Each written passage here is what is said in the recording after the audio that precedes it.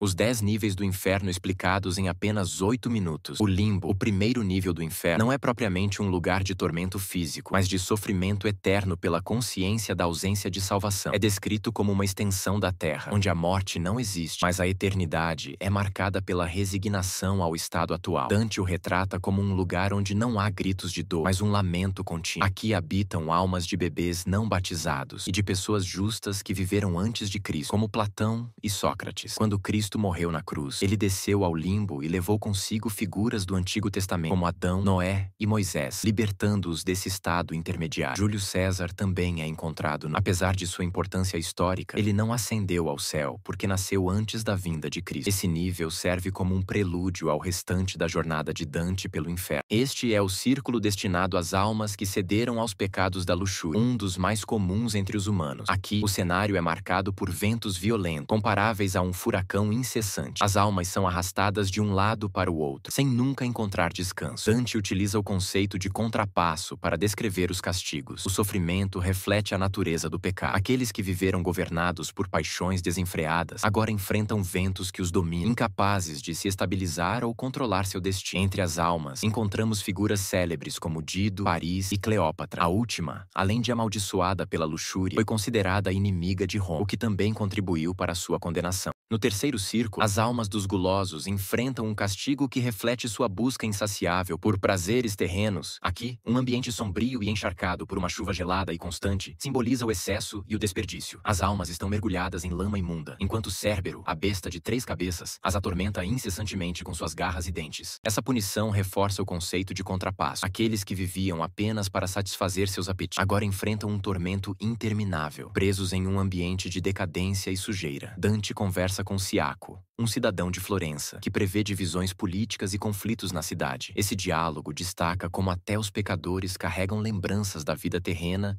e de seus interesses mundanos. No quarto círculo, Dante encontra os avarentos e os pródigos, 2 extremos de um mesmo pecado, a relação desequilibrada com bens materiais. Aqui, as almas estão divididas em 2 grupos que rolam enormes pesos em um movimento circular, chocando-se violentamente entre si. Os avarentos acumulavam riqueza em vida, enquanto os pródigos a desperdiçavam. O ato de empurrar os pesos simboliza a futilidade de suas ações. Tanto o acúmulo quanto o desperdício se mostram inúteis na eternidade. O guardião deste círculo é Plutão, uma figura demoníaca associada à riqueza e ao submundo. Ele pronuncia palavras enigmáticas que reforçam o tom de mistério e tensão. Dante e Virgílio refletem sobre a corrupção que a obsessão por dinheiro pode trazer, relacionando-a ao desequilíbrio moral e social da humanidade. No quinto círculo, Dante encontra os iracundos e os preguiçosos. Este círculo é representado pelo rio Estige, uma vastidão de águas lamacentas onde as almas dos iracundos estão mergulhadas, lutando violentamente entre si, gritando e golpeando umas às outras em um frenesi interminável. Já os preguiçosos, aqueles que em vida negligenciaram a ação e a vontade, estão submersos nas profundezas do rio. Apenas bolhas na superfície indicam sua presença, pois seus lamentos são abafados pela lama, representando sua passividade e apatia. Dante observa as consequências extremas tanto da raiva descontrolada quanto da inércia absoluta, entendendo como ambas são formas de desequilíbrio emocional e moral. Virgílio explica que o estige simboliza as emoções humanas levadas ao extremo, corroendo o espírito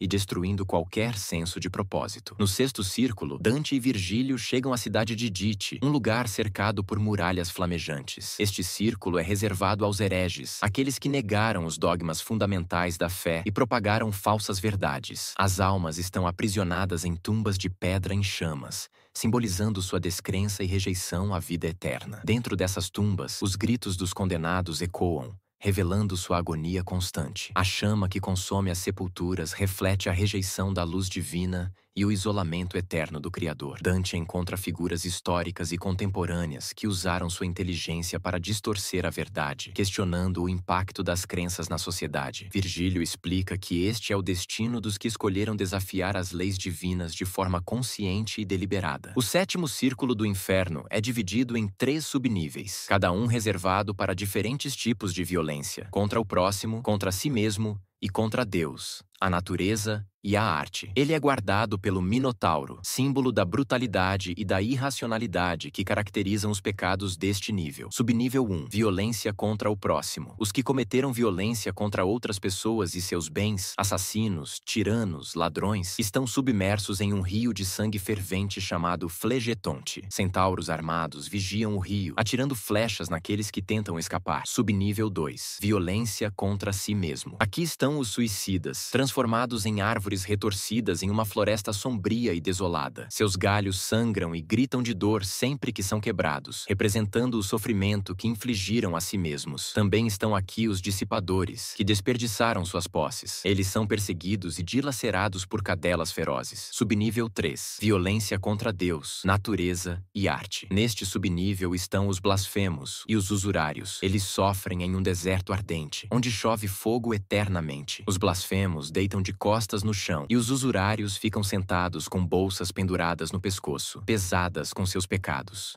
Oitavo círculo. Estão os fraudulentos, aqueles que usaram mentiras e manipulações para enganar os outros. Esse círculo é dividido em 10 fossos, chamados Malebolge, onde cada tipo de fraude recebe sua punição específica. Sedutores, açoitados por demônios. Bajuladores, afundados em excremento. Simoníacos, enterrados de cabeça para baixo com os pés em chamas. Adivinhos, andam com a cabeça virada para trás. Corruptos, fervem em piche. Hipócritas, carregam mantos pesados de chumbo. Ladrões, transformados em serpentes repetidamente. Conselheiros traiçoeiros, queimam dentro de chamas. Criadores de discórdia, são cortados continuamente. Falsificadores sofrem com doenças e loucura. Virgílio alerta que o próximo círculo é ainda mais terrível, o da traição. O último círculo é reservado aos traidores, divididos em 4 zonas, cada uma representando um tipo de traição. Todos estão presos em um lago congelado chamado Cossite, Caína, para quem traiu familiares. Eles ficam com a cabeça e o pescoço para fora do gelo. Antenori, para quem traiu a pátria ou aliados, apenas a cabeça fica exposta. Ptolomeia, para quem traiu hóspedes ou amigos. Eles estão deitados de costas no gelo, com apenas os rostos visíveis, congelando lágrimas nos olhos. Judeca, para quem traiu seus benfeitores, estão completamente presos no gelo, em posições distorcidas. No centro do círculo está Lúcifer, preso no gelo até a cintura. Ele possui 3 cabeças, cada uma mastigando eternamente um grande traidor. Judas Iscariotes, que traiu Jesus. Bruto e Cássio, que traíram Júlio César. Após observar o horror absoluto, Dante e Virgílio escapam subindo por uma passagem secreta, saindo finalmente do inferno.